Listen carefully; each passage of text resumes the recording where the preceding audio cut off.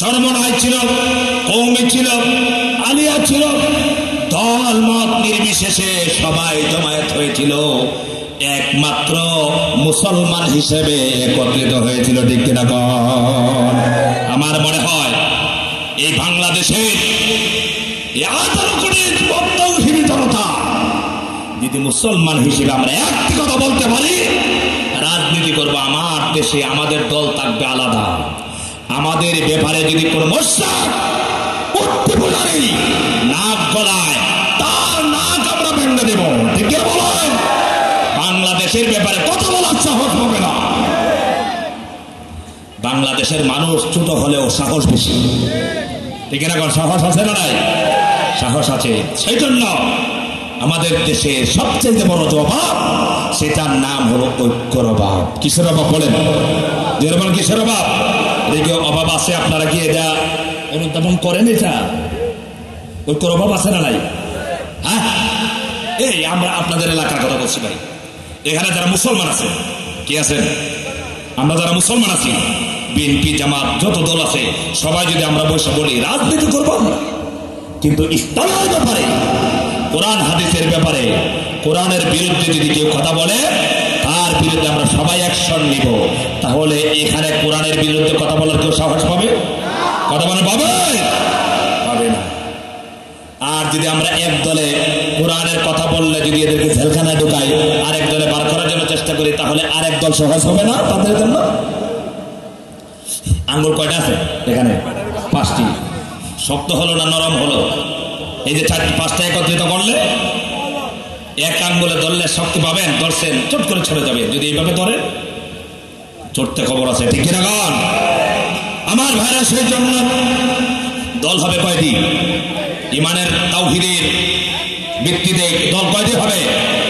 আল্লাহ তাআলা বলেন, ওয়ামা কানান নাস ইল্লা উম্মাতাও ওয়াহিদা। আল্লাহর কাছে উম্মত কয়টি? একটি। দল কয়টি? আর চিল্লায় আমরা কয়টি? আর আমরা কত হাজার বাংলাদেশে? এটা গণনায় করা যাবে না, হিসাব অনেকের কাছে নাই। একটা হলো লামাযহাবী, আহলে হাদিস আছে না? মসজিদের নাম আহলে হাদিস মসজিদ, লামাযহাবী মসজিদ লেখা রাখছে। কেন ভাই? মসজিদ রাসূলুল্লাহর সময় তো লামাযহাবী ছিল না, মসজিদ ছিল। কথা বলেছিল? সাহাবায়ে কেরামের মধ্যে ইখতিলাফ ছিল, মসজিদ ভাগ করা হতো না।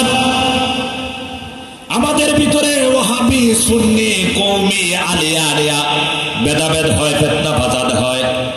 উষা টুপি দেখলে পরে 5 কল্লিওয়ালা সালাম দেয় না, আর উষা টুপিওয়ালা 5 কল্লিওয়ালা দেখলে পরে সালাম দেয় না। এমন নজির আছে না নাই? কথা বলা আছে না নাই? আরে ভাই, সেই দিন পরশুদিন খুলনায় ওয়াজ করেছে, তো ঐক্যর ব্যাপারে সেখানেও কথা বলেছিলাম। আমি দেখলাম স্টেজেই কয়েক হুজুরের চেহারা আর তাকানো যায় না, কারণ আমার মাথার টুপিটা একটু উঁচা। কথা বলে না কেন? অথচ আল্লাহ পাক কি বলছেন? আল্লাহ পাক বলেন, ইয়া আইয়ুহাল্লাযীনা আমানু তাকুল্লাহা হাক্কা তুকাতিহি ওয়া লা তামুতুন্না ইল্লা ওয়া আনতুম মুসলিমুন। আল্লাহ পাক বলেন, বিশ্বাসীগণ, ঈমানদারেরা, তোমরা আমি আল্লাহকে ভয় করো, যতটুকু ভয় করা উচিত, যেভাবে ভয় করা উচিত ততটুকু তোমরা ভয় করো, আর তোমরা মুসলমান না হয়ে মৃত্যুবরণ করো না। এই ঘোষণা কার? আল্লাহ বলছেন মুসলমান না হয়ে মৃত্যুবরণ করো না। আমরা বলে আমরা সুন্নি না হয়ে মৃত্যুবরণ করবো না, বলে কিনা বলেন? আল্লাহ কি বলছে কোথাও যে সুন্নি না হয়ে মরো না? এই কথা বলছে? কথা বলে না তো। আপনারা বোঝেন নাই? কারণ এই কথা বলার কারণ আছে, কারণ আমাদের দেশে একবারে অতি গরম সুন্নি আর নরম সুন্নি নামে দল আছে, আছে না? এক দল বলছে আমি ওয়াহাবি, আরেক দল বলছে আমি সুন্নি, আরেক দল বলছে আমি লামাযহাবী, আরেক দল বলছে আমি আলিয়া, আরেক দল বলছে আমি কওমি। এই দলাদলি করার কারণে ইহুদি খ্রিস্টানেরা মুসলমানদেরকে আর ভয় পায় না, হত্যা করার সাহস পাচ্ছে। সমস্ত দলাদলি বাদ দিয়ে যদি আমরা মুসলমানের পরিচয় দিতে পারতাম, আল্লাহ তাআলা বলছে, ও বান্দা বান্দিরা, তোমরা প্রকৃত মুসলমান না হয়ে মৃত্যুবরণ করো না। আল্লাহ পাক কি বলছেন? মুসলমান হওয়ার জন্য বলছেন। চিন্তা বলুন, কি হওয়ার জন্য বলছেন? মুসলমান হওয়ার জন্য বলছেন, কারণ হলো ধর্ম হলো একটি। চিল্লাবেন ধর্ম কয়টি? যে ধর্মের দাওয়াত সমস্ত নবীরা দিয়েছেন।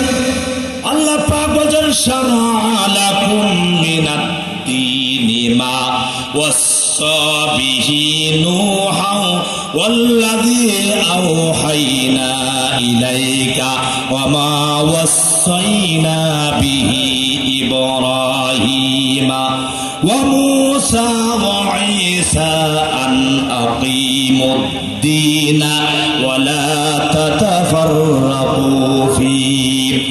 আল্লাহ তাআলা আমাদের জন্য নির্দিষ্ট করে দিয়েছেন, চূড়ান্ত ফয়সালা করে দিয়েছেন, আমাদের জন্য নির্দিষ্ট করেছেন যে দিনের, সেই দিনের নাম হলো ইসলাম। সেই দিনের নাম কি? ইসলাম। আমার ভাইরা, যে ব্যাপারে হযরত নূহ আলাইহিস সালামের কাছে আল্লাহ পাক ওহী করেছিলেন, নূহ আলাইহিস সালামকেও বলেছিলেন, সমস্ত নবীরা একটাই দাওয়াত দিয়েছিলেন, ইসলামের দাওয়াত। হযরত ইব্রাহিম দাওয়াত দিয়েছিলেন লা ইলাহা ইব্রাহিম, লা ইলাহা ইল্লাল্লাহু ইব্রাহিম খলিলুল্লাহ